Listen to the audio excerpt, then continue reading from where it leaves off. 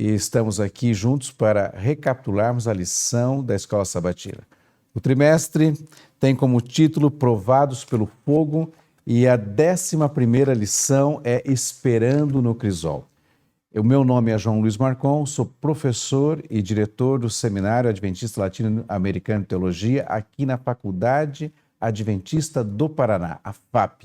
Comigo está o pastor Felipe Mazzotti, professor de Antigo Testamento aqui da mesma instituição, e quero desejar as boas-vindas a você também. Obrigado, pastor. É um privilégio estar com o senhor aqui. É um privilégio a gente poder recapitular essa lição tão importante, né, sobre esperança, sobre paciência, juntos, né? E é um privilégio também poder recapitular essa lição com você que nos assiste e que com certeza tem visto nesta lição sobre as provas de Deus, sobre o cadinho de Deus, né? O momento, os sofrimentos desse mundo, tem visto nela algo importante, lições importantes para a sua vida. Pastor, eu gostaria de orar para a gente começar. O que o senhor acha? Excelente, pastor, porque ao estudarmos a Bíblia, é oportuno convidarmos o Espírito Santo para iluminar a nossa mente. Ok. Por gentileza, pastor, Vamos nos orar, dirija numa então. prece. Grandioso Deus, obrigado, Senhor. Obrigado pela Tua palavra. Obrigado, meu Pai, por esta lição tão especial que nós temos, em que nós temos estudado coisas importantíssimas para a nossa vida. Pedimos que o Senhor esteja entre nós, agora que a gente vai recapitular a lição da Escola Sabatina sobre a paciência que precisamos ter para viver nesse mundo e andar em direção ao mundo que o Senhor em breve nos há de dar. Pedimos que o Senhor esteja conosco, nos abençoe e nos dê entendimento. E o fazemos isso no nome de Jesus. Amém.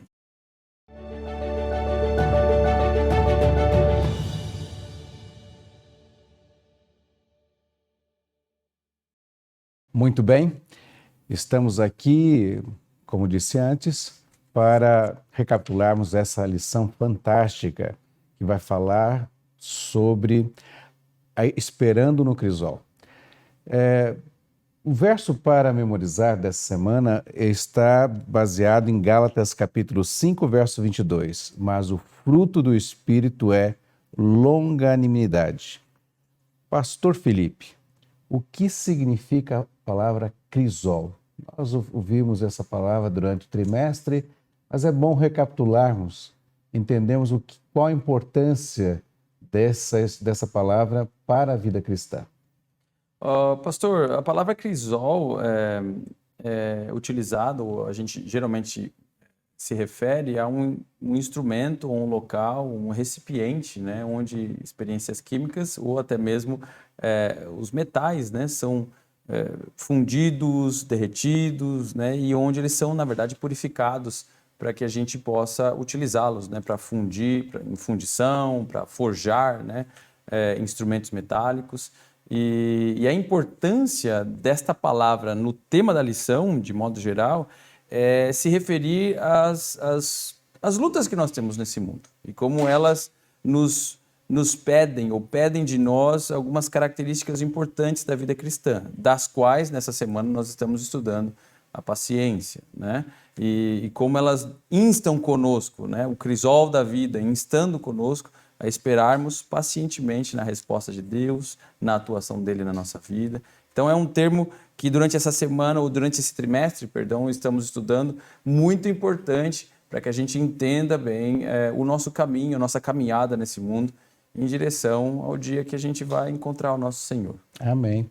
Pastor, você falou aqui a questão de ser realmente um recipiente onde o metal é derretido a altas temperaturas para expelir, para purgar, para tirar aquilo que não presta, né? A sujeira.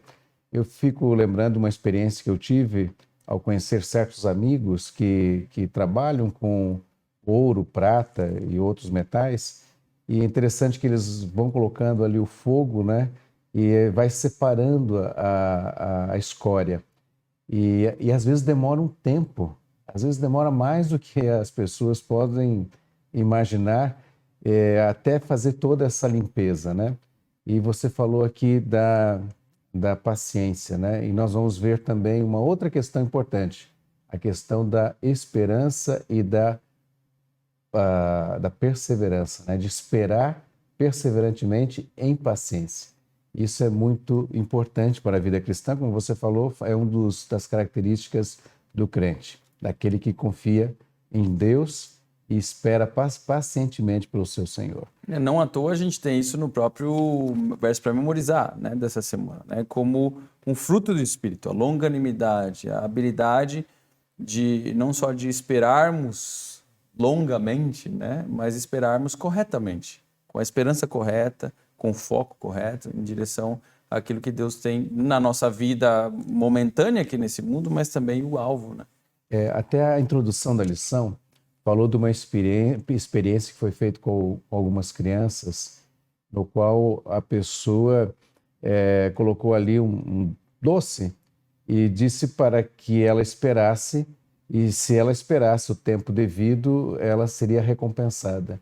Mas algumas crianças, elas não tiveram paciência para esperar e foram logo e comeram e até às vezes tentaram dissimular ali que não foram elas que comeram, né?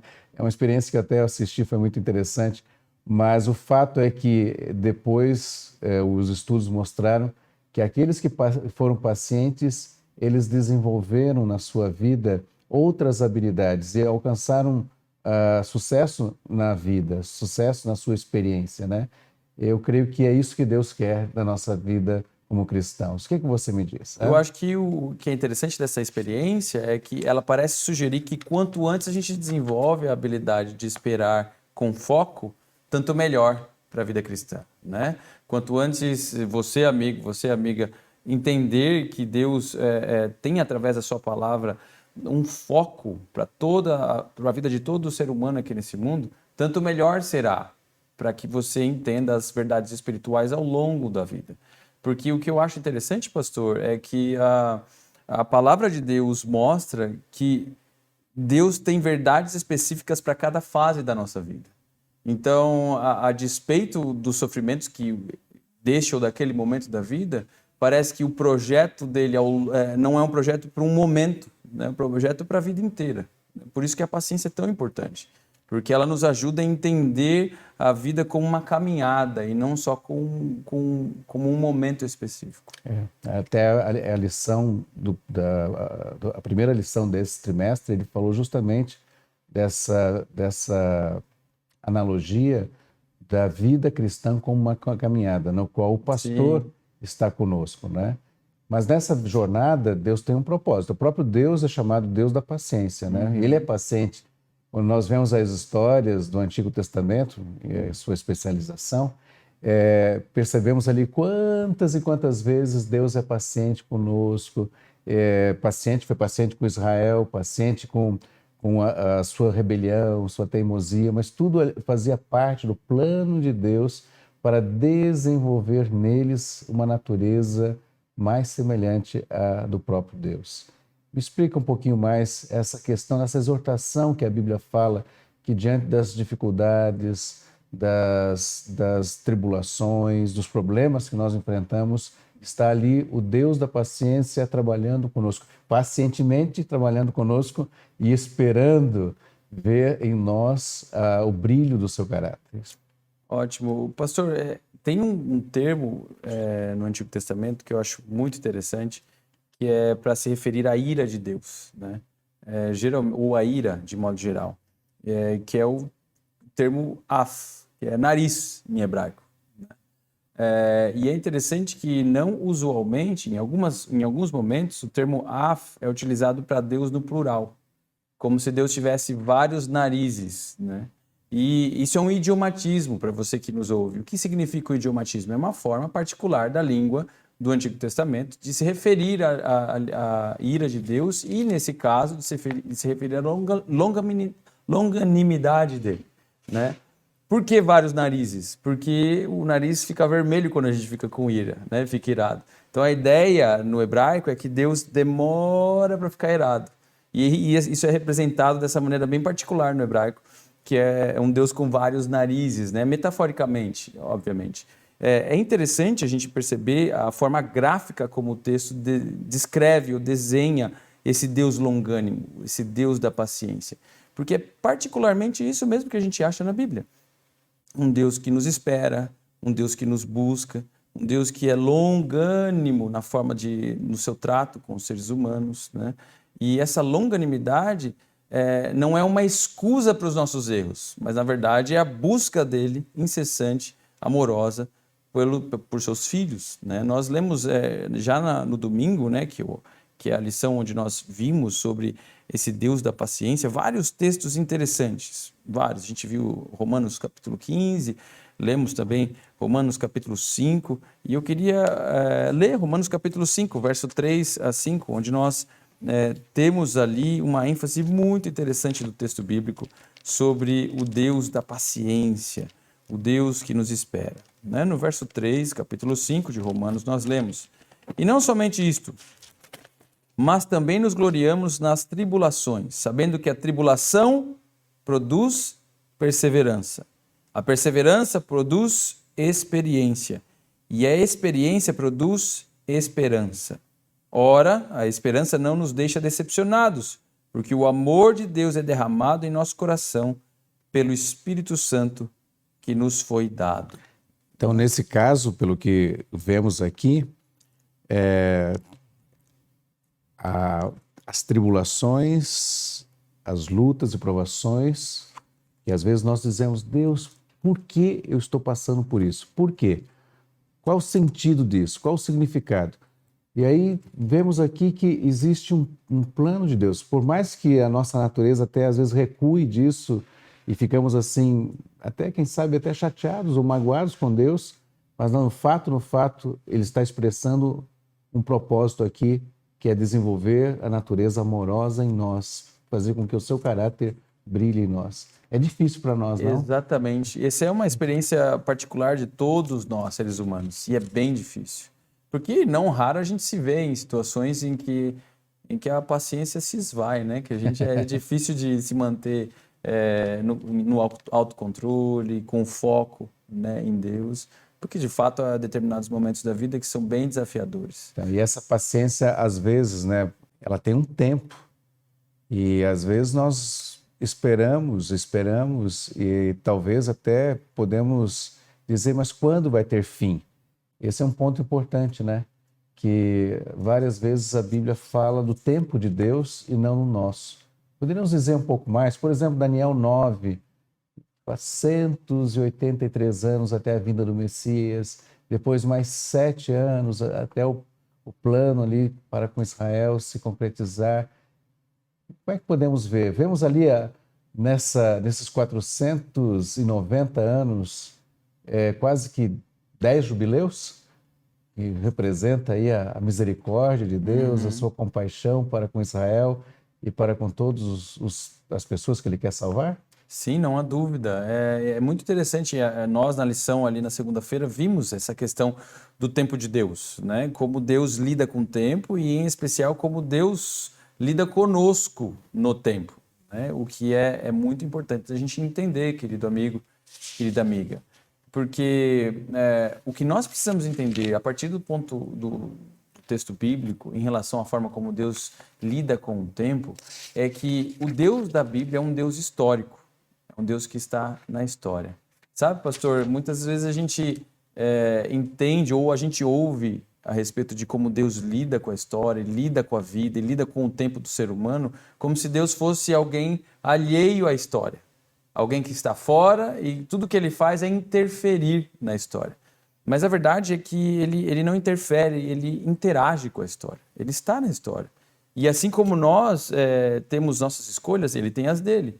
Assim como nós temos os nossos tempos determinados e específicos para coisas da nossa vida, tanto diárias, quanto para o mês, quanto para o ano, planos que nós queremos, Ele também tem escolhas. Então, quando a gente se enxerga nessa interação com Deus, o tempo dele, na verdade, não se torna opressivo para a gente. A gente consegue esperar, porque a gente entende que estamos em um relacionamento de interação com ele. Ele tem o tempo dele. E isso é absolutamente normal, isso é absolutamente aceitável, assim como nós temos o nosso próprio tempo. Eu gosto de dizer, sabe, pastor Felipe, que depois da tempestade sempre vem a bonança. Em algum momento a tempestade vai parar. O sol vai brilhar outra vez e vamos conseguir ver com mais clareza o que aconteceu no período da tempestade. Talvez não entendamos tudo e talvez as consequências deixem marcas em nossa vida. Marcas, e certamente deixarão marcas profundas, né? Mas o fato é que depois da tempestade vem aquele momento de tranquilidade, serenidade, e nós podemos ver como Deus nos conduziu no meio desses momentos difíceis. Esperar no Senhor, ter paciência, desenvolver a natureza amorosa. E aí nós temos a história, por exemplo, de Davi. Nós temos a experiência de Davi que ele poderia ter se precipitado. Em algumas situações ele poderia ter feito uma besteira, talvez algo que ele se arrependeria pro resto da vida. E um episódio foi quando, pelo menos 2 episódios, né? Ele teve a oportunidade de matar aquele que era o seu oponente, aquele que o perseguia, que causava tantos males para ele. Como é que nós podemos entender essa experiência de Davi? O que contribuiu para a vida de Davi? Sim, o que é curioso dessa experiência, em 1 Samuel, capítulo 16, é que ela é paralela a muita coisa que a gente passa, né? E lendo a experiência, tentando se colocar no lugar de Davi, é natural a gente achar que seria legítimo ele matar o rei, né? Poxa, você já é um ungido de Deus. Deus já te deu já assinalou que existe algo para você especial, né? Você está sendo perseguido por alguém que aparentemente tenta impedir que esse plano se concretize, porque esse era o ponto de Saul, impedir a concretização da vinda de Davi como o rei de Israel, de acordo com o plano de Deus. Então, nada mais justo, pelo menos no raciocínio humano, de dar uma ajuda para Deus, né? Tentar fazer a coisa acontecer. Mas o que nós percebemos de Davi é que ele entende essa interação com o céu, que a gente há pouco falava. Ele entende que ele está interagindo e os planos dele devem estar alinhados com os planos de Deus. Submissão à vontade de Deus. Exato. Né? E esse alinhamento é o desafio da vida. E ele esperou pacientemente no tempo de Deus. Exato. E esse alinhamento é o desafio da gente. Talvez, veja, pastor, alguém está nos ouvindo agora e está passando um momento muito difícil. Talvez um momento de prova, no sentido de que alguém está perseguindo, alguém está trazendo algum sofrimento, alguma dor. E aí você diz assim, até quando isso eu vou suportar? É verdade que há um limite, né, para essa experiência. E Deus sabe disso. Agora, o grande fato é que quando nós confiamos na justiça de Deus, quando confiamos de que Ele vai intervir, foi o caso de Davi, não é verdade? Que ele esperou e Deus agiu. E já outra experiência que nós temos, até a lição trouxe, de uma forma negativa, foi de Elias, que era a parte de quarta-feira, onde ele fala que o profeta não teve essa mesma paciência e ele se precipitou. Essa pergunta que o pastor nos fez é muito importante, porque o capítulo 19 de 1 Reis é o capítulo em que a gente deveria esperar um Elias triunfante, né? Um Elias que está confiante em Deus, um Elias que espera, paciente por Deus, mas o que nós vemos é justamente o contrário, né? É alguém que está duvidando. E por que a gente deveria esperar esse Elias confiante? Porque no capítulo 18, pastor, nós temos justamente o Monte Carmelo, né? Que é o local onde ele viu a maior manifestação de Deus, talvez, na vida dele, né? E logo na sequência ele está temendo. Ele está em dúvida. Temendo, um tipo de depressão. Exatamente. E o texto é tão interessante porque a forma que o capítulo 19 desenvolve o encontro dele com Deus, olha, e aparece um terremoto e Deus não estava no terremoto. Aparece um fogo, Deus não está no fogo, né? E de repente Deus está numa voz suave, a voz do silêncio. Parece que Deus está tentando falar de maneira suave e paciente com ele, para tentar ajudá-lo a entender como ele tem que continuar no caminho. voltar para o caminho original. E isso é justamente o que Deus diz para ele. Vai e volte por onde você veio, né? E continue no caminho, pacientemente, entendendo que eu tenho planos maiores para essa experiência sua. Porque há muitos que não se dobraram. Há muitos que não se dobraram. Ou seja, você não sabe tudo. O próprio profeta que achava que sabia tudo, que tinha um conhecimento pleno de tudo, na verdade ele não sabia de tudo. Estava reclamando até com Deus. Exatamente. Por que ele estava passando por tudo aquilo ali, né? É uma situação que, como eu disse antes, às vezes a gente fica chateado com a vida, às vezes até chateado com Deus. É porque nós não conseguimos ver na sua amplitude a bondade de Deus. E Perfeito. Davi, ele viu isso no Salmo 37, né? Quando ele fala sobre a questão aqui, onde diz: não te indignes por causa dos malfeitores, nem tenha inveja dos que praticam a iniquidade, pois eles dentro em breve definharão como a relva e murcharão como a erva verde. E aí vem o apelo: confia no Senhor. Paciência envolve perseverança, envolve esperança, mas envolve algo muito importante: confiar. Confiança envolve esperar no Senhor. Confia no Senhor e faz o bem. Habita na terra e alimenta-se da verdade. E aí vem o verso 4, que foi o tema da lição de quinta-feira, né? Agrada-te do Senhor e Ele satisfará os desejos do teu coração. Entrega o teu caminho ao Senhor, confia nele e o mais Ele fará. O mais Ele fará. E aí o verso 7 diz: descansa no Senhor e espera por Ele. Pastor, esse é um texto que às vezes eu já refleti muitas vezes. Até fui no original uma vez tentar entender o que o texto quer dizer com agrada-te do Senhor. Dentro desse contexto, o que significa isso? Agrada-te no Senhor e Ele então satisfará os desejos do teu coração.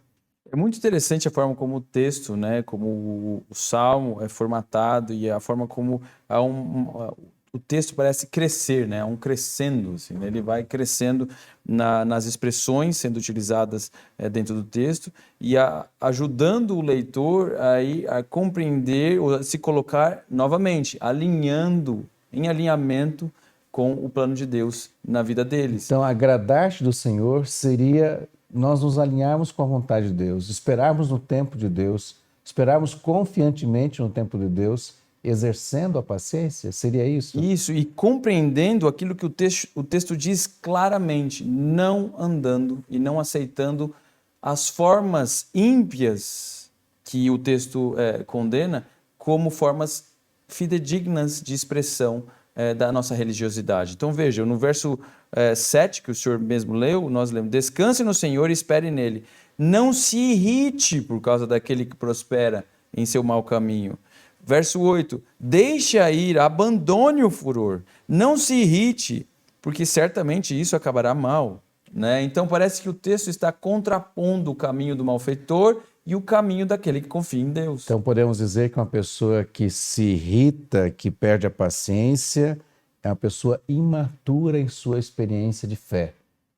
Ela é uma pessoa que precisa crescer ainda, amadurecer e confiar a entrega da sua vida, o seu caminho ao Senhor. Aprender a paciência de Deus, aprender o caminho de Deus. É verdade que há determinados momentos, e nós temos vários textos na Bíblia que mostram para a gente que Deus aceita as nossas falhas também. Ele nos aceita como nós estamos, nos aceita em nossa impaciência, nos aceita em nossa ira, muitas vezes, mas Deus nunca chama ninguém para deixar essa pessoa onde ele está. Sempre nos chama para nos levar a um desenvolvimento maior. E eu acho que é isso que o texto está dizendo. O agrado do Senhor é a gente entender que Ele está nos levando a algo melhor, a algo maior. E esse processo é o plano dele para a nossa vida. Ele nos purifica, nos lapida, nos transforma, até o ponto de que o reflexo da sua imagem esteja outra vez brilhando em nós. Que coisa maravilhosa, não é verdade? Muito bem.